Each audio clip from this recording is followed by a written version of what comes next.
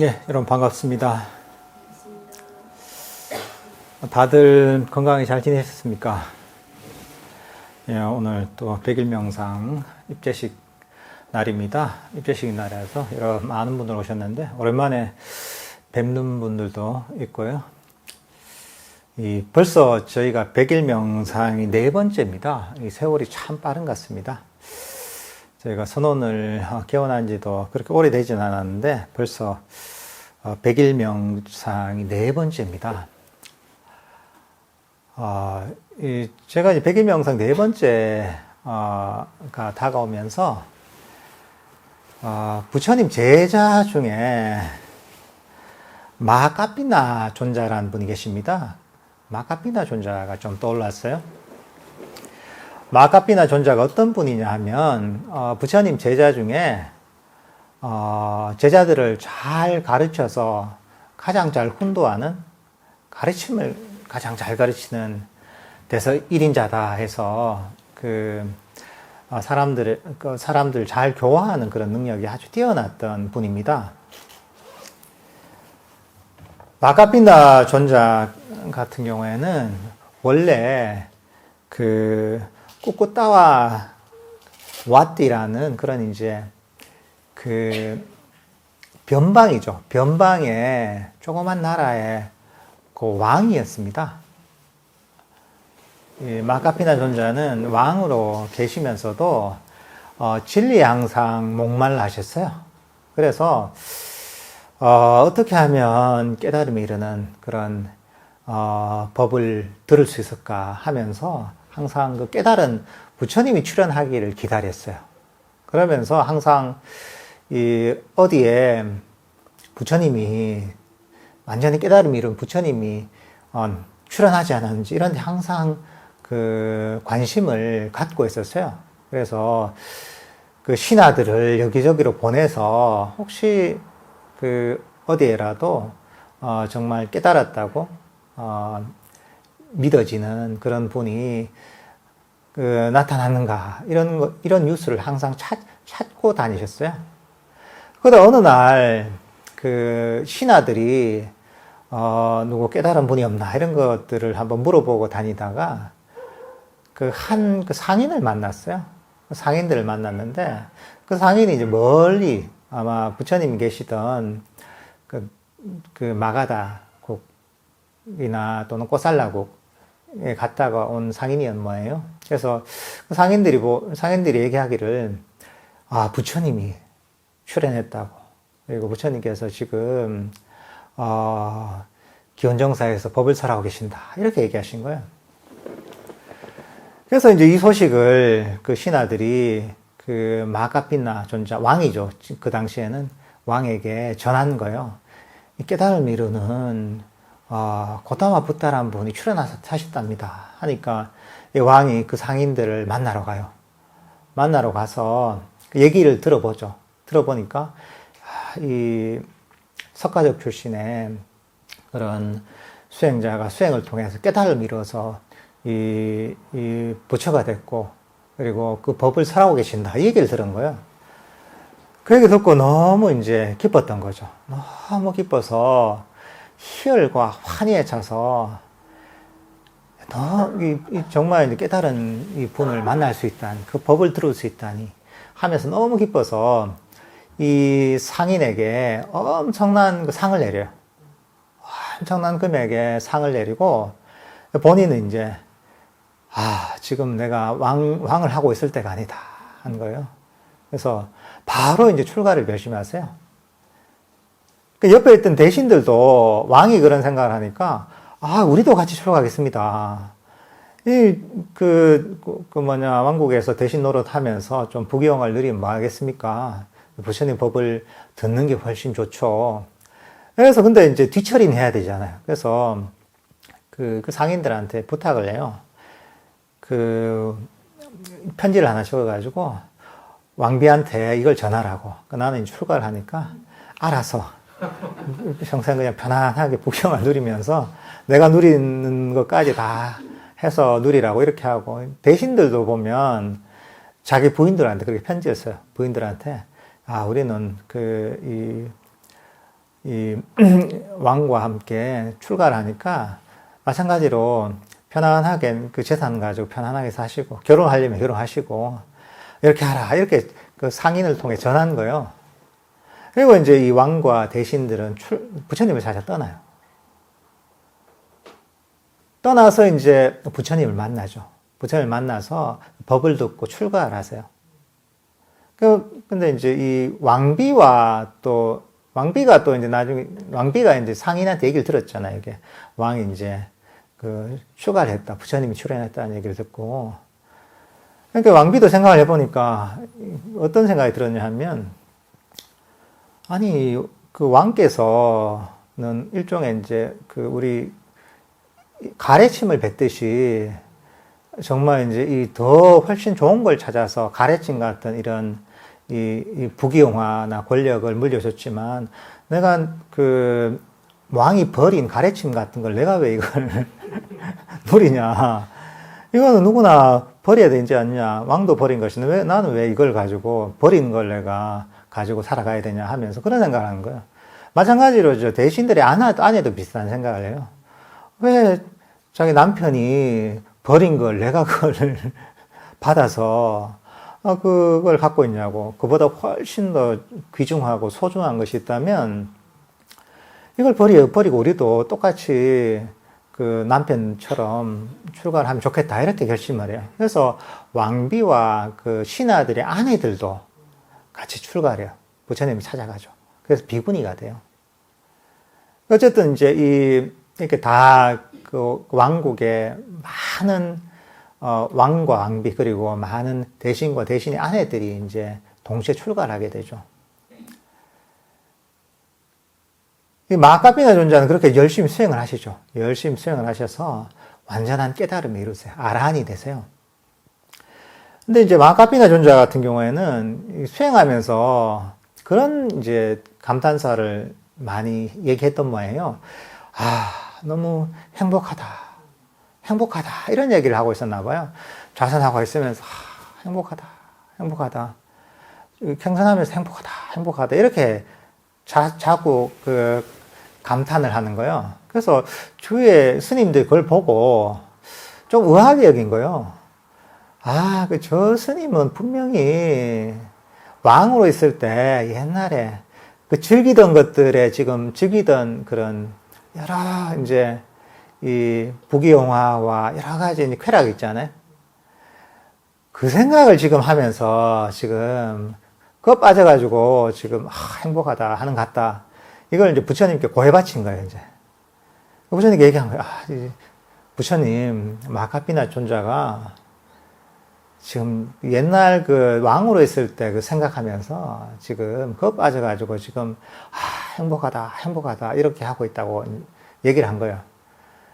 그러니까 이제 그 부처님이 그 마하카피나 존자를 불러서 물어본 거예요. 스님들이 이런 얘기를 하던데 자주 행복하다 이런 감탄사를 바랐는데 왜 그런 거냐고 하니까 부처님 아시지 않냐고.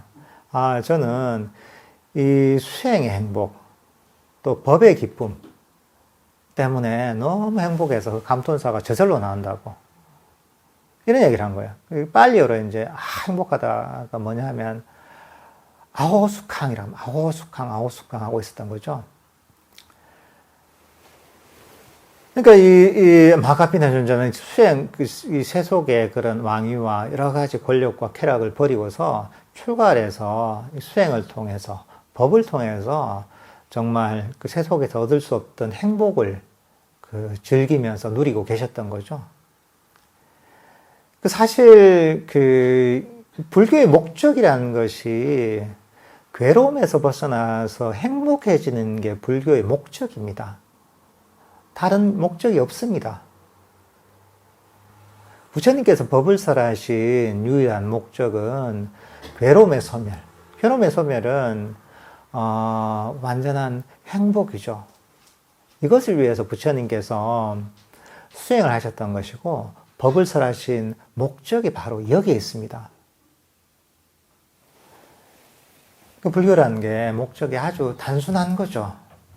우리가 불교를 배워서 철학적으로 뭔가 많이 알고 불교를 많이 알고 남들한테 설명을 해줄 수 있고 그게 목적이 아닙니다. 이게 실질적인 괴로움의 소멸이 목적인 거죠.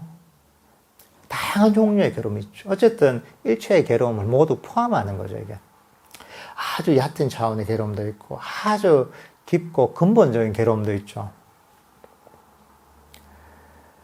그러니까 우리가 100일 명상을 하면서 네 번째 100일 명상을 시작하면서 기억해야 될 게 이겁니다. 불교의 목적은 괴로움의 소멸을 통해서 행복해지는 것이 불교의 목적이다 라는 것들을 일단 명심하고 우리가 명상을 시작을 해야 됩니다. 그 방향이 명확하게 잡히는 거죠, 그죠? 그리고 부처님께서 가르치신 그 가르침의 핵심이 사실은 우리가 하고 있는 불교 명상이죠, 그죠? 그 핵심이 불교 명상인데, 당연히 불교 명상도 괴로움의 소멸을 가져오는 그런 목적으로 그런 명상법이 나온 것이죠, 이게. 그리고 실제로 그런 명상법을 실천을 하면 괴로움이 당연히 소멸이 되는 거죠. 그리고 우리 삶이 좀 더 행복해지고, 좀 더 자유로워지고, 좀 더 평화로워지는 거죠. 점점 더.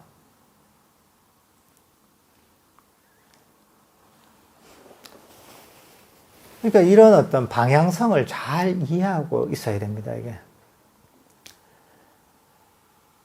근데 이제 때로는 잘못 불교 명상을 이해해서 잘못 실천하다 보면 불교 수행, 명상을 하면서 오히려 괴로움이 더 커지는 경우도 많이 있습니다, 이게. 이게 뭐냐면, 이 불교 명상을 잘못 이해하고 잘못 실천하면 그렇게 되는 거죠, 이게. 근데 바르게 이해하고 바르게 실천하면 그게 있을 수가 없는 겁니다, 이게. 어쨌든, 이 꾸준한 명상을 하게 되면 나는 좀 더 행복해지고, 좀 더 평화로워지고, 좀 더 자유로워지게 되어 있는 거죠. 사실, 이러기 위해서는 부처님께서 가르친 법, 수행의 원리를 아주 정확하게 잘 이해해야 됩니다. 이것을 정확하게 이해하지 못하는 경우가 많이 있죠. 그리고 본인 임의대로 그냥 실천을 하다 보면, 오히려 그게 수행이 괴로움을 가져오는 결과도, 안 좋은 결과도 가져올 수 있는 거죠, 이게. 우리가 고통이 어떻게 보면 병이라고 할 수가 있습니다. 마음의 병이죠. 이 마음의 병을 치유하는 것이 바로 부처님의 가르침이고 불교 명상이죠. 육체의 병을 치료할 때 어떻습니까? 육체의 병을 치료할 때도 정확한 치료법이 있죠.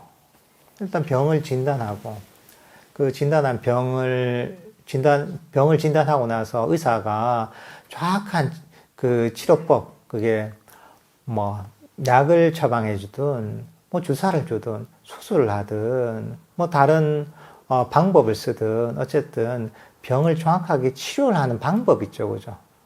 그러니까 의사들이 굉장히 오랜 동안 의대 6년에 의전원이 좀 짧아지긴 했지만 어쨌든 그때 인턴, 레지던트, 그 다음 또 여러 이제 과정을 거치면서 오랫동안 공부도 열심히 하고 또 그 전문적인 의학적인 기술도 계속 배우고 연마하잖아요, 그죠? 왜냐하면 그렇게 해야지 내가 병을 치료할 수 있는 전문적인 지식과 기술을 갖게 되는 거잖아요. 아무나 할 수는 없잖아요. 그러니까 정확하게 의사들은 의대를 나와서 그 과정을 쭉 거치면서 의사로서의 자질을 가지는 거죠. 그렇게 해야지 어떤 병을 진단했을 때 진단하고 그것을 치료를 할 수가 있는 거죠. 멋대로 하지 않죠. 배우지 않고. 나 이렇게 하면 나을 것 같아 해서 치료하지 않는단 말이죠. 어려운 의학 서적을 보면서 여러 가지 이제 수련을 하면서 그러면서 그 방법을 딱 배운단 말이죠. 마찬가지로 불교 수행도 마찬가지입니다. 마음의 병을 치료하잖아요. 마음의 병을 치료하는 고통이란 마음의 병을 치료하는 그런 아주 전문적인 분야인 거죠. 그러니까 이것도 의사가 의학적인 지식과 기술을 아주 정확하게 배우는 것처럼 우리도 부처님의 가르침, 괴로움이라는 병, 고통이라는 병을 치료하는 치료법들을 아주 정확하게 배워서 그것을 정확하게 실천을 해야 된다는 거죠. 그렇게 해야지 마음의 병을 치료를 할 수가 있는 거죠. 그러니까 어떤 경우에는 뭐 내 마음은 내가 아는데 이런 경우도 있다. 내 마음 내가 모릅니다.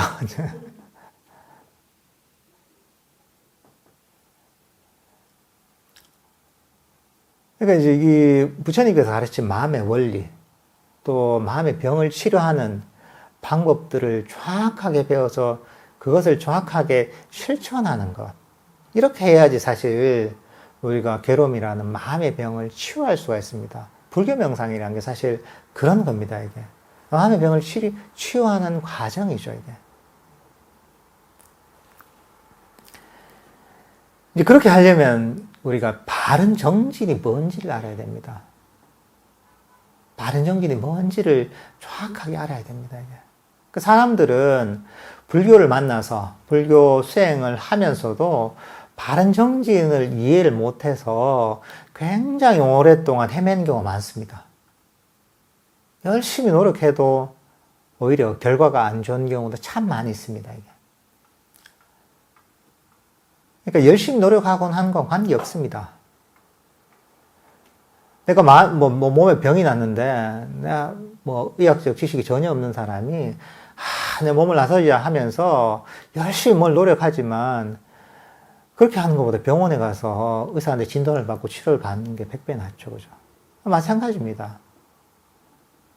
내가 애쓰는 거, 그거는 별 도움이 안 됩니다, 이게.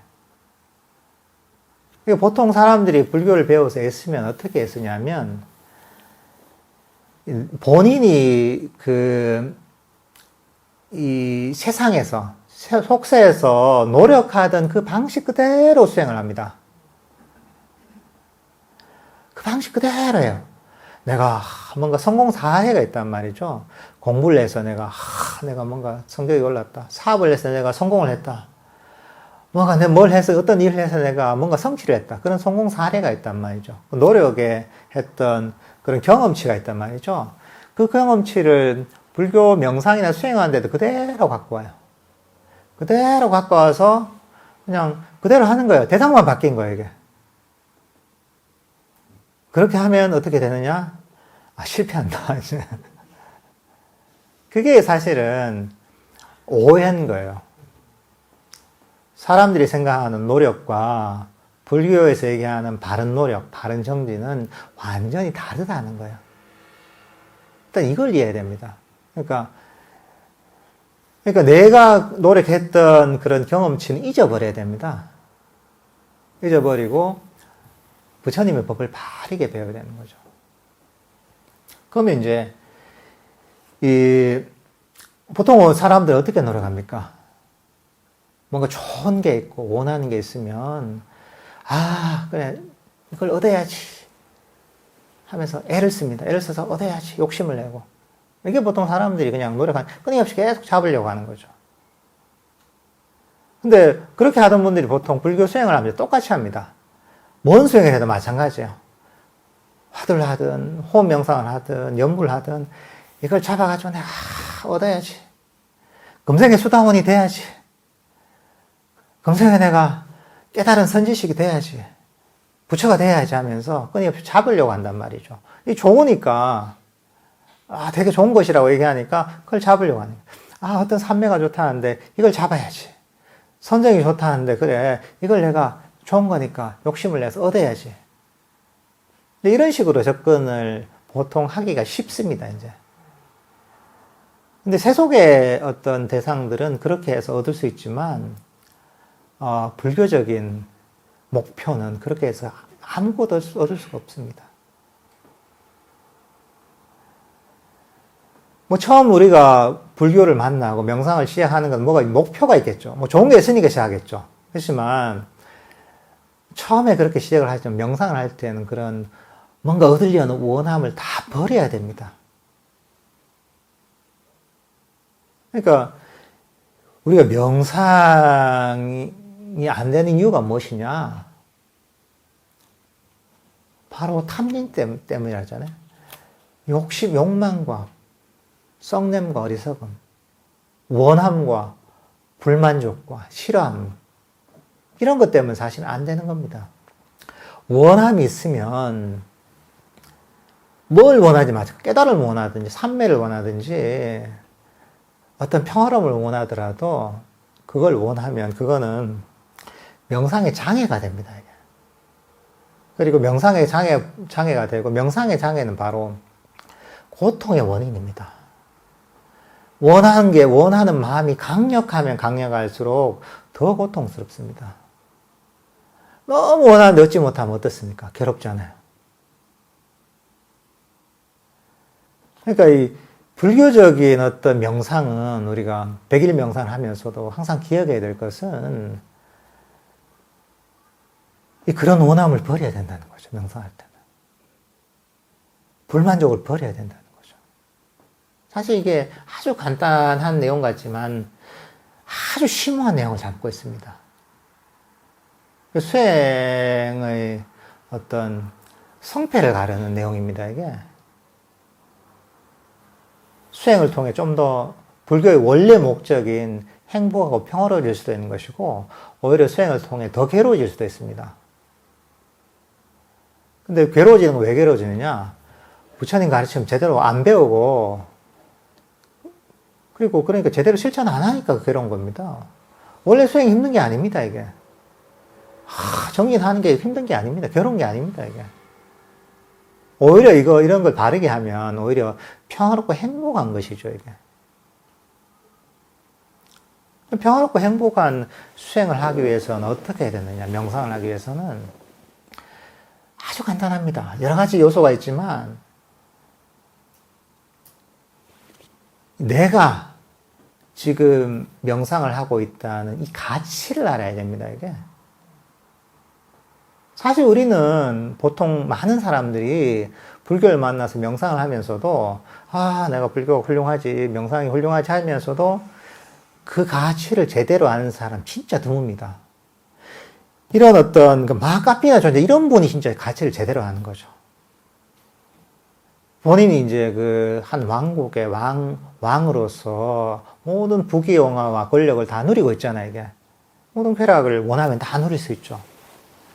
그렇지만 이 부처님의 어떤 가르침이 나타났다는 얘기를 듣자마자 왕위에 대한 그런 어떤 욕심은 눈꽃만큼도 없는 거예요. 그러니까 즉시 이렇게 결심할 수 있는 거예요.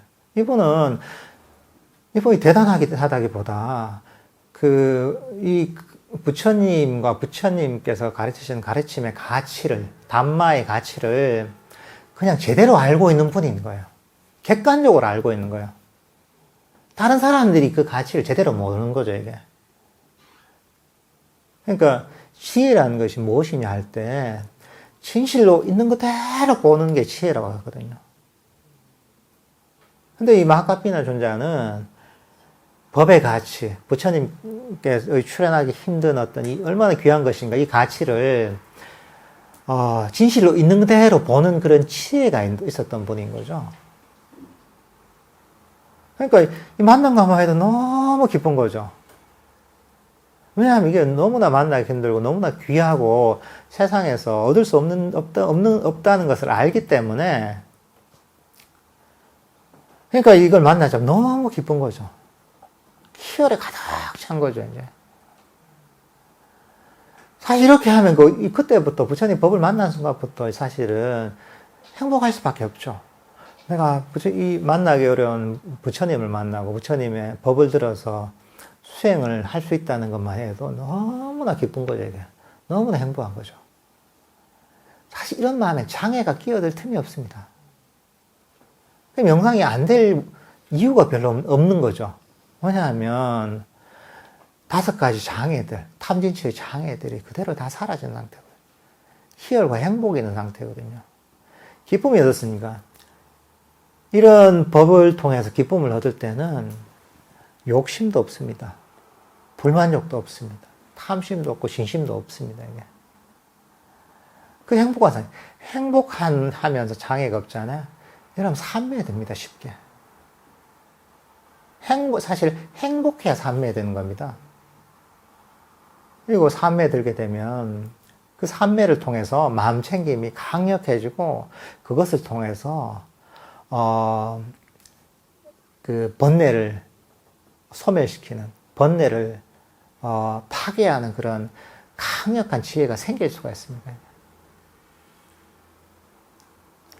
그러니까 사실 우리가 막 이런저런 이렇게 명상을 할 때 이렇게 하고 저렇게 하고 온갖 스킬들이 있습니다. 그것도 다 도움이 됩니다. 그렇지만 가장 좋은 게 뭐냐면 이 가치를 알면서 야 이게 너무 귀한 게구나 감사하구나 행복하구나 이런 마음을 가지게 되면 마음이 이 순간에 머물게 됩니다. 내가 이 가치 있는 게 있고 너무나 소중한 게 있으면 어떻습니까? 내 마음이 딴 데 갈 틈이 없습니다. 이게 마음이 이 자리에 머물게 됩니다.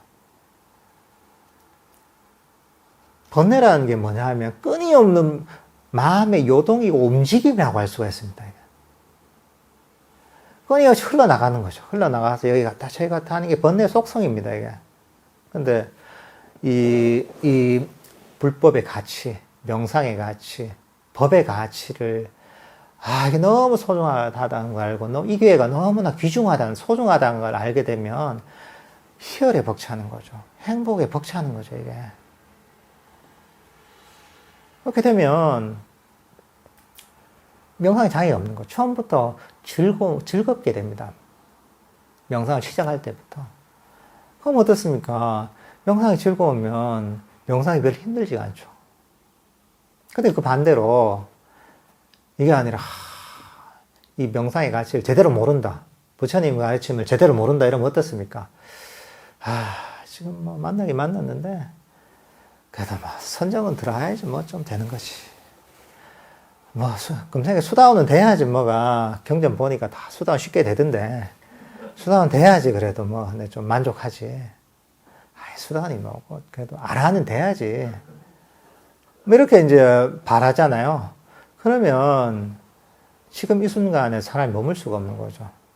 사실은 그 사람은 삼매가 뭔지도 모르고 선정이 뭔지도 모르고 깨달음이 뭔지도 모릅니다. 전혀 모릅니다. 상상 속에 뭔가요? 실제하고는 완전히 다른 머릿속에 있는 거예요. 머릿속 관념이죠. 그 관념을 실제라고 여기는 거죠. 근데 거기서 계속 노는 거야. 나는 여기 있으니까 재미가 없죠, 이게. 만족스럽지 못하니까. 그러니까 명상이 힘든 거예요. 여기 만족하지 못하니까 재미가 있을 리가 있나요? 그리고 벌써 수행에 대한 욕심이 생겼잖아요. 그게 흔히 가래라고 하죠. 고통의 원인입니다, 이게. 명상의 장애입니다, 이게. 명상이 쉽게 잘 될 수가 없죠. 힘들죠. 그러니까 이게 법을 제대로 이해하지 못하고 하면 이렇게 하는 거죠. 그렇게 계속 하면 뭐 어쨌든 의무적으로 해야 되니까 불교를 공부해 보니까 이게 또 윤회도 있다고 하고 죽고 나면 어떻게 될지 모른다고 하고 금생에 많이 닦아야지 좋은 데 태어난다고 하고 이게 어디 도망갈 데가 없으니까 수행을 해야 되겠고 근데 이거 지금 하기 싫고 어떻겠습니까? 그렇게 꾸준히 하면 어떻게 되죠? 괴로운 거죠, 이게. 계속 스트레스가 쌓이는 겁니다. 명상을 하면 스트레스가 쌓이는 분들은 다 이렇게 했습니다. 하기 싫은데 억지로 하는 거예요. 학생들이 보면 선생님 숙제를 내주잖아요. 하기 싫은데 안 해가면 뭘 하니까. 안 해가면 벌써니까 이렇게 해가는 거예요. 억지로. 얼마나 하기 싫겠어요. 저는 이제 진짜 그런 거 옛날에 그런 숙제를 시켰어요. 빡빡이 이런 거 혹시 기억나세요? 진짜 하기 싫은 거 있잖아요. 그 중학교 때인가네 그때 한번 그런 걸 좀 시켰던 것 같아요. 빡빡이 막 이래가지고 하는데 너무 하기 싫어가지고 나는 어떻게 하면 빨리 했지. 뭐 빡빡이 5장 해오란단 말이죠. 이제 볼펜을 이제 3개를 이렇게 이제 묶어가지고 이렇게 해가지고 막 써가지고 이렇게 해서 이제, 너무 하기 싫으니까 그 머리를 쓰는 거죠, 이제. 볼펜 한 3개 묶어가지고 이렇게 하면 한 번에 이제 3줄씩 쓸 수 있으니까. 마찬가지로, 내가, 이게 왜 가치 없다고 얘기니까 내가. 이건 뭐 해봤자 도움도 안 되고, 왜 시간 낭비를 하나 이런 생각이 드는 거죠, 이게. 근데 의무감 때문에 하는 거죠. 명상도 그렇게 하면 옛날에 제가 빡빡이 숙제하듯이 딱 그런 마음이 되는 거죠. 근데 이 이유가 뭐냐면, 불교 명상을 하는데도 그렇게 하는 이유가 뭐냐면, 이 가치를 잘 모르니까요. 이게 얼마나 소중한 것인지, 얼마나 대단한 것인지. 그런 얘기가 있습니다. 부처님께서도 중생들이 윤회하면서 흘린 피가 저 오대양을 가득 채우는 것보다 비교할 수 없을 정도로 많고, 그리고 중생들이 윤회하면서 죽어서 남긴 뼈가 저 히말라야 산보다 훨씬 더 크다고 얘기하거든요. 그러니까 그 오랜 세월 동안 윤회하는 과정에서 얼마나 많은 갖가지 고초와 고통을 겪었겠어요. 근데 거기서 그런 고통에서 벗어날 수 있는, 그런 괴로움에서 근본적으로 벗어날 수 있는 이 가르침을 만났잖아요. 이게 참으로 희우한 기회거든요. 만나기 힘든 기회입니다, 이게. 부처님께서 그래 얘기하세요, 이제. 이렇게 만나기 힘든 기회에 만났단 말이죠. 얼마나 이게 좋은 겁니까? 소중한 겁니까? 그러니까 이런 마카피나 존장 그걸 하는 거죠. 이게 얼마나 만나기 힘든 기회고, 금생에 여러 가지 좋은 인연들, 좋은功德들이 쌓여서 지금 결실을 맺어서 이런 기회를 가졌는데, 이거는 일생일대의 기회가 아니라 수없는 생 중에 만나기 힘든 기회거든요. 그러니까 이거 만나는 게 얼마나 기쁘겠어요. 그 만나는 순간 이제 왕이고 뭐고 눈이 안 보이는 거예요, 이게. 사실은 이제 그런 이 마음을 가지게 되는 거죠. 명상을 할 때도 사실 그런 마음을 가져야 됩니다. 명상을 시작할 때부터 100일 명상할 때 그런 마음을 가져야 됩니다. 더 이런 마음 하면 그게 욕심입니다. 엉뚱하게 내 병을 오히려 악화시키는 잘못된 어떤 수행을 하는 거죠. 더 겠다 이런 마음을 가지는 게 아니라, 이 부처님께서 가르치신 가르침, 이 명상을 어렵게 만났는데, 내가 자세하고 앉아있는 것보다 너무나 행운이구나, 행복하구나, 감사하구나, 이런 마음을 가지는 거죠. 그 마음을 가지고 하는 겁니다. 하는 만큼. 그냥 하는 거죠. 내가 지금 앉아서 명상을 할 기회를 가진 것만 해도 너무나 행운이기 때문에 잘 되고 못 되고는 아무 관계도 없죠. 그냥 하는 겁니다. 배운 대로. 근데 가르쳐 줬으니까 배운 대로 하면 얼마나 좋아요, 이게. 사실 이런 태도를 가지고 명상을 하셔야 됩니다. 그러면 진짜 자꾸 처음엔 안 됩니다, 이게. 욕심이 계속 도집니다. 더 하는 욕심이 도집니다. 그럴 때마다 이거는 내가 안 좋은 습관이지. 괴로움을 일으키는 안 좋은 습관이지. 그래, 이걸 버리고 부처님께서 가르치신 이 가르침의 가치를 알고 너무 감사하면서 행복하게 명상하자. 이런 마음을 자꾸 바꿔야 되는 거죠. 이게 바르게 정진하는 겁니다. 사실 이런 태도만 가지면 장애될 게 별로 없습니다, 이게. 되든 안 되든 명상이 괴롭지 않습니다, 이게. 편안하고 즐겁습니다. 이렇게 하면 명상이 잘 됩니다, 이게.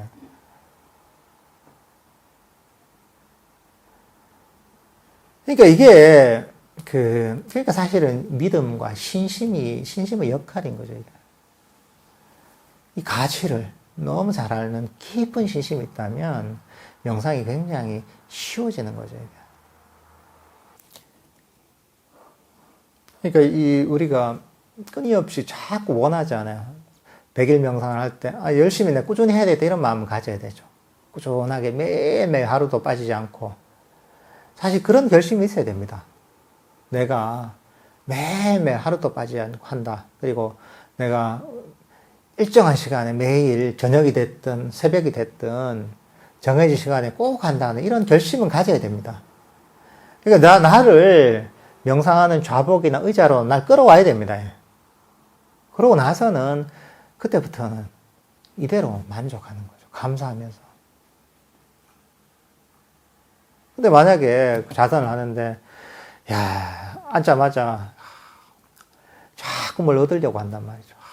선정을 얻든, 산매를 얻고 싶어 하든, 엄청난 기쁨을 얻고 싶어 하든, 그런 마음을 계속 얻고자 애쓰잖아요. 그런 걸 그걸 계속 반복하잖아요. 그러면, 그런 더 내가 산매를 얻고자 하고, 깨달음을 얻고자 하고, 뭔가 통찰을 얻고자 하는 그런 원함을 가지면 가질수록 내 명상은 발전하기 힘들고, 내 마음은 명상을 통해 괴로워집니다. 그렇게 사는 수행은 뭐냐면,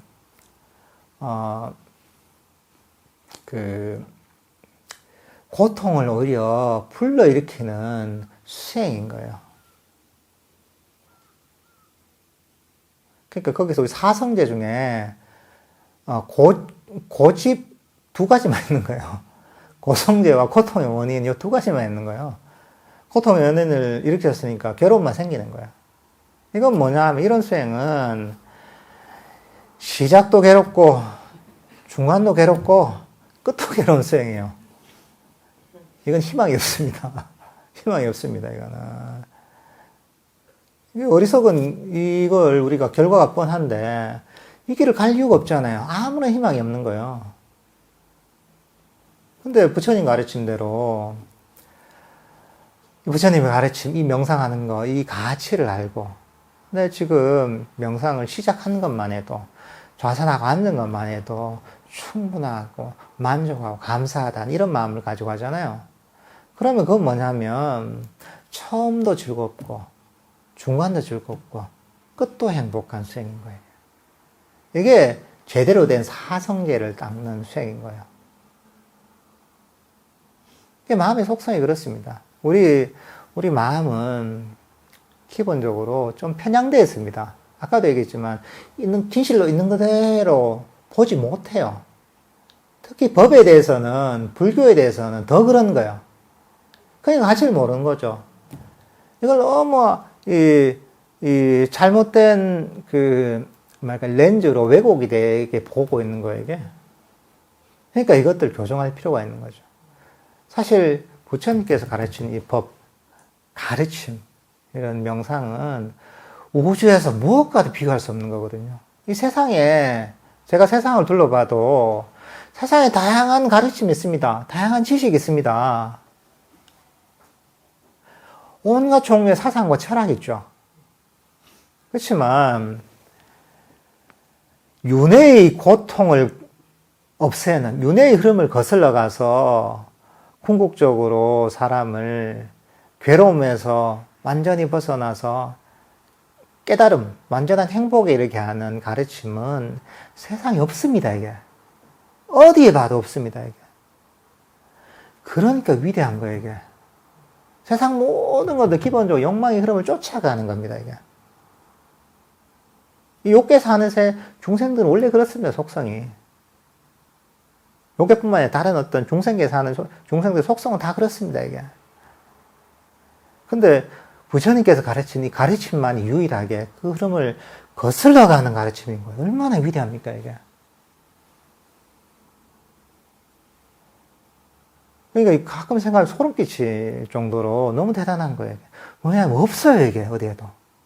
누구도 제시를 못 하는 거예요. 그러니까 사실 부처님 위대한 분인 거예요. 그러니까 다른 어떤 종교나 어떤 철학이나 어떤 가르침에도 이런 가르침은 없어요. 요즘 과학기술이 이렇게 발전해도 유학은 전혀 관계 없습니다. 다 욕망을 쫓아가는 방향이에요. 그래서 괴로움의 소멸은 없습니다, 이거는. 그러니까 이런 가르침을 만났으니까 얼마나 좋습니까? 거기다가 구체적인 어떤 수행 방법을 가르쳐 주죠. 100일 명상에서 같이, 명상을 동기부여도 시켜주죠. 얼마나 좋습니까? 그래서 또 이제 100일 명상하면서 또 이제 우리 승단의 보시도 해서 복을 또 짓게 만들잖아요. 그래서 복 짓는 것도 엄청 좋은 겁니다, 이게. 이 보시하는 게 뭐 그런 게 있습니다, 경전에도. 동물한테 보시를 하면 500배 그런 공덕이 있다 그래요. 내가 보시한 거에.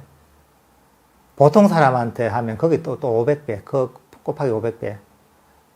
그 다음 또 좀 인격 있는 사람한테 하면 그보다 훨씬 더 큰 공덕이 있고, 뭐 출가한 수행자한테 훨씬 더 큰 공덕이 있고, 출가한 수행자 중에서도 아주 훌륭한 수행자한테 보시라면 더 큰 공덕이 있고, 그냥 훌륭한 수행자가 아니라 수다원가, 성자 이런 분한테 보시라면 더 큰 공덕이 있고, 그냥 성자가 아니라 완전히 깨달은 아란한테 보시라면 더 큰 공덕이 있고, 그냥 아란이 아니라 부처님한테 보시라면 훨씬 더 큰 공덕이 있고, 근데 부처님께서 얘기하시죠. 이거보다 더 큰 공덕이 있다. 그게 뭐냐. 승단에 하는, 그러니까 내가 마음을 낼 때 승단에 하는 그런 보시는 나한테 하는 보시보다 더 큰 공덕이 있다고 이야기하시거든요. 왜냐하면 승단에 대한 보시를 통해서 부처님의 가르침이 면면이 흘러오는 거거든요. 가르침이 보존되고 발전이 되는 거거든요. 그러니까 위대한 법륜이 굴러가는데 나도 한몫하게 되는 거죠, 이게. 그러니까 이제 어마어마한 공덕이 있다는 거죠. 그러니까 이 백일명사 하면서 우리가 동기부여도 되고, 명상수첩도 다 하면서 이제 명상을 또 이제 나름 또 꾸준하게 나갈 수 있는 뭔가 하나의 이제 계기도 될 수 있는 것이고, 여러분이 또 참여하면서 그런 승단에 공양하는 것을, 보시를 하는 걸 통해서 또 그 큰 공덕을 지으면서 복을 짓고, 또 그게 또 자기 수행에 도움이 크게 됩니다, 이게. 보시의 바탕, 보시와 지계의 바탕이 있어야 수행이 본격적으로 시작될 수 있습니다, 이게. 그래서 사실, 부처님께서 수행의 시작은 보시라 그래요. 보시와 지계에서 시작합니다. 그러니까, 얼마나 좋습니까? 부처님 법을 만나고 이렇게 수행할 수 있는 좋은 환경이 갖춰져 있고, 여기 한번 보십시오. 얼마나 좋은 도반들이 있습니까? 같이 수행하는 도반들이 다 있잖아요, 이게. 그러니까 이런 게 얼마나 행복한 겁니까? 이런 것들을 바라봐야 되는 거죠.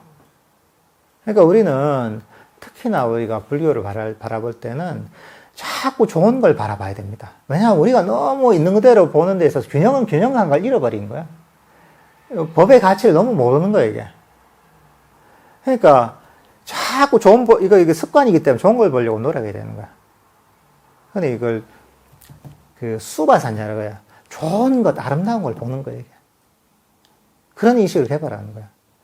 명상을 할 때도 안 되는가 이런 걸 보지 마세요. 그거 알 필요가 없습니다. 잘 좋은 걸 앉았다 잡념이 일어난다. 왜 잡념이 일어나지? 이런 게 아니라 그 잡념이라도 내가 이렇게 앉아있는 게 어딘가. 내 그 친구들은 지금 술 마시고 있고 친구들은 잡담하고 있는데 주위 사람들은 야, 나는 명상하고 앉아있지 얼마나 훌륭한가 이걸 보는 거죠. 명상 30분 하고 나니까 다리가 아파서 못하겠다. 야, 30분이 한 게 어디냐 이런 거죠. 호흡 명상을 한 호흡 다 알아차리고 한 10호흡 정도 알아차리니까 딴 생각이 난다. 야, 그래. 부처님께서 깨달음을 이루신 호흡 명상을 잠시라도 한 게 어디냐. 야, 얼마나 대단한가. 명상을 하다면 졸려요. 꼬박꼬박 존단 말이죠. 야, 그래. 부처님께서 그 경전에 그런 게 있습니다. 꾸벅꾸벅 조는 수행자를 보고 부처님 그래 얘기하세요. 저 수행자는 꾸벅꾸벅 졸지만 그 졸고 나서 이 피로와 졸음이 다 물러나고 나서는 마음이 고요하게 몰입이 돼서 산매들고 나중에는 궁극적으로 깨달음이 이룰 것이다. 이렇게 얘기하셔요. 야, 그래 내가 졸리는 거 보니까 나도 지금 내 명상의 장애는 피로가 회복되고 마음이 아주 맑아져서 이제 명상이 잘 되고 깨달음이 이룰 수가 있으려고 하는갑다. 이렇게 볼 수 있는 거죠. 그러니까 명상을 하면서 계속 좋은 걸 찾지, 좋은 걸. 안 좋은 거 볼 필요도 없어요. 너무 지금은 다들 편향돼 있어요. 이제 안 좋은 것만 보는 게. 그러니까 이거는 그냥 무조건 좋은 것만 찾아도 됩니다. 안 좋은 거는 안 찾아도 됩니다. 그냥. 안 좋은 건 너무 잘 알아요, 여러분이.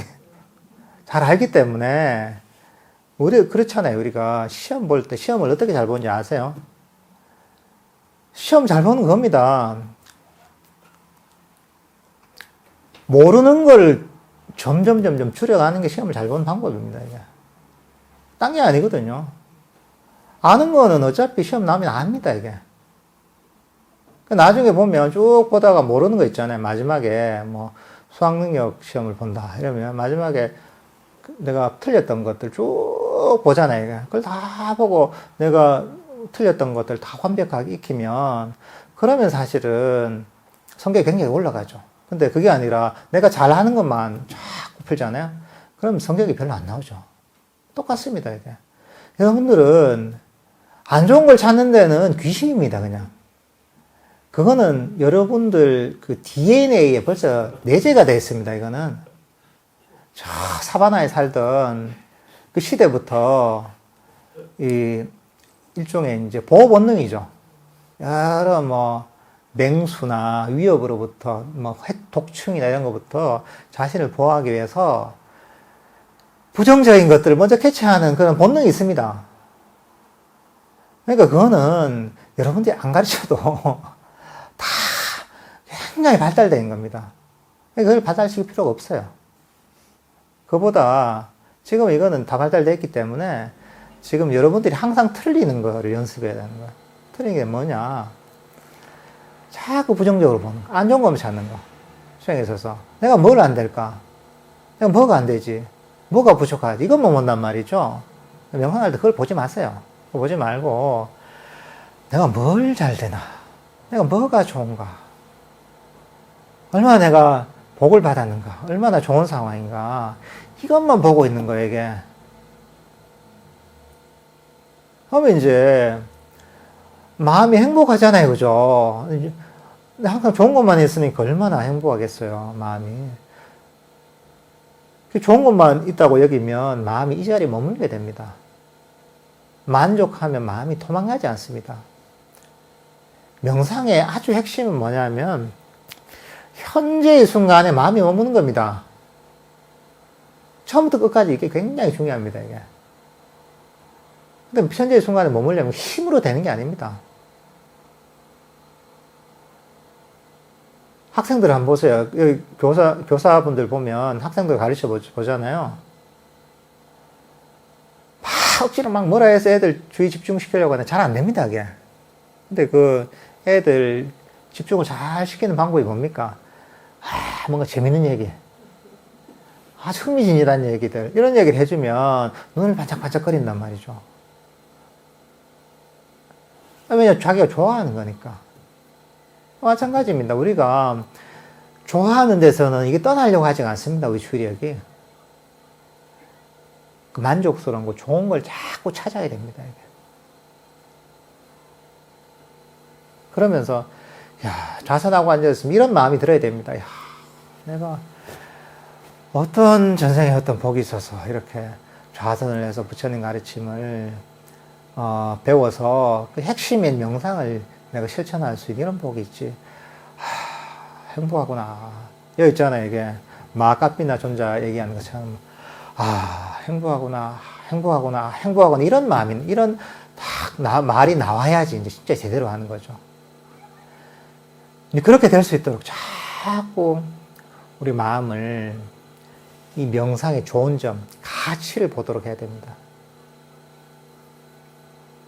뭔 수행을 하든지 마찬가지입니다. 호흡 명상할 때는, 야, 내가 앉아서 부처님께서 깨달음 이루니 호흡 명상을 하는 것만 해도 어디냐. 너무 감사하다. 자해 명상할 때도 마찬가지입니다. 야, 이거는 손가락 한번 튀길 정도로만 자해의 마음을 일으켜도 엄청난 공덕이 있다는데, 야, 내가 이것들을 이렇게 실천할 수 있는 시간이, 기회가 됐고, 또 제대로 법을 배울 수 있었고, 실천할 수 있다니, 야, 이거 얼마나 행운인가, 얼마나 내가 그 복된 사람인가. 이렇게 명상할 때 가르치는 거죠. 걷기 명상할 때도 마찬가지죠. 걷기 명상할 때도, 걷기 명상하면서, 이 걷기 명상을 통해서 얼마나 많은 그 수행자들이 깨달음이 이뤄서 이 고통에서 벗어났던가. 그래. 안한존자도 걷기 명상을 하다가 그 끝에 깨달음을 얻었는데 이 얼마나 대단한 방법인가. 야, 내가 이걸 배울 수 있다니. 지금 이런 세상에서. 이렇게 사실은 자신을 가르쳐야 됩니다. 연꽃이 보면 진흙 뻘밭에서 자라잖아요. 그렇죠? 진흙에서 자라잖아요. 사실은 세상은 진흙과 같습니다.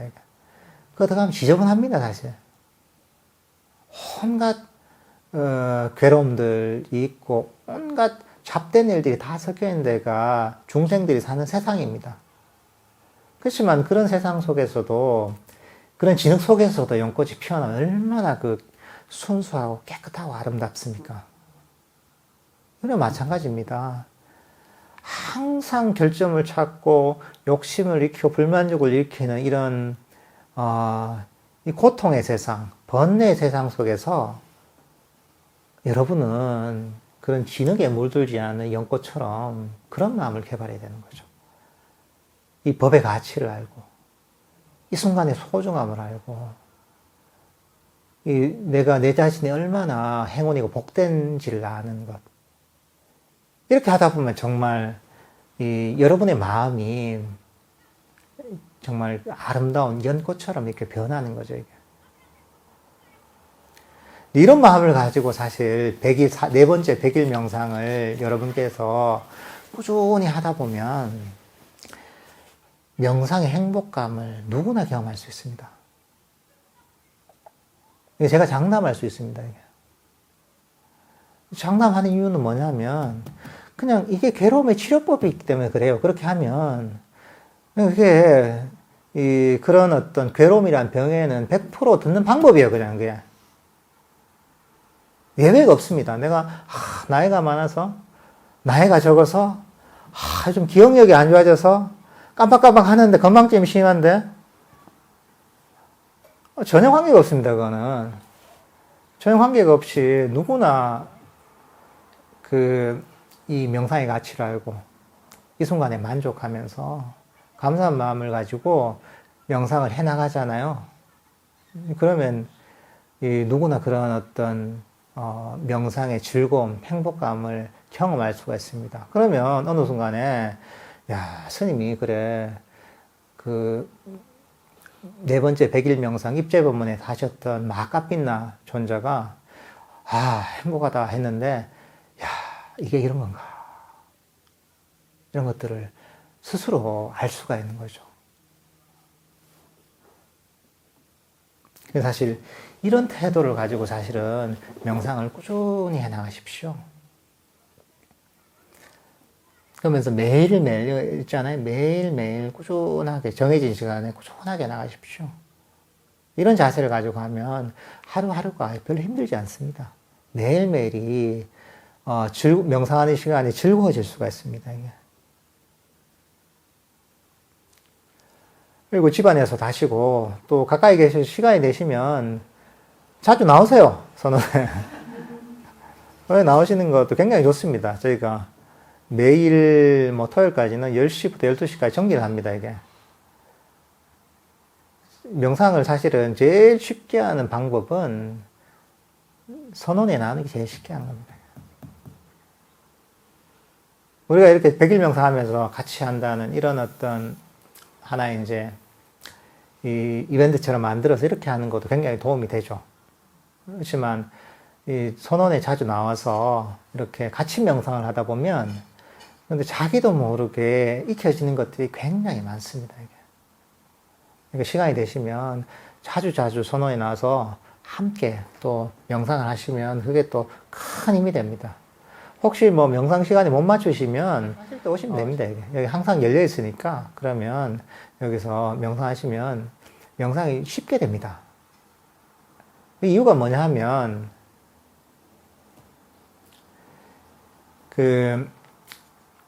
명상을 그렇거든요. 그래서 이게 사실 우리가 어떤 공간도 보면 어떤 용도로 쓰냐에 따라서 분위기가 완전히 바뀝니다.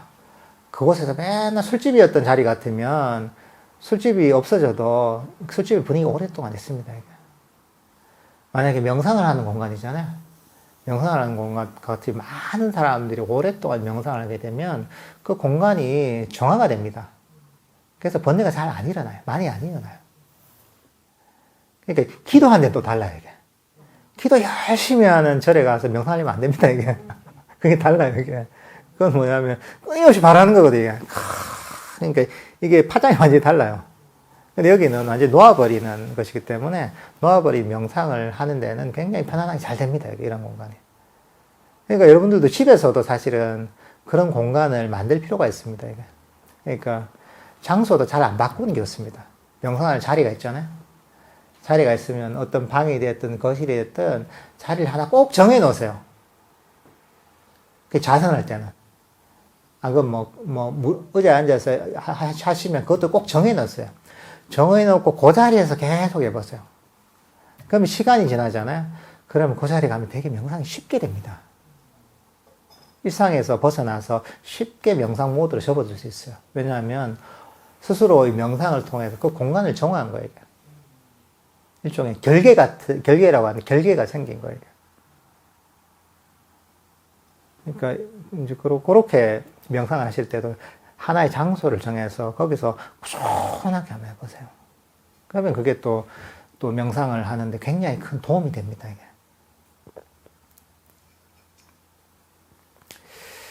네, 이렇게 매일매일 꾸준하게 행복하게 명상을 하셨으면 좋겠습니다. 여러분들도 행복하다 이래가지고 집에서 가족들이 우리 엄마 왜 저러노? 스님 우리 엄마가 좀 이상합니다. 또 처사님이 행복하다 이러면 남편이 좀 이상합니다. 이런 얘기를 들으시면 아주 성공하신 겁니다. 예.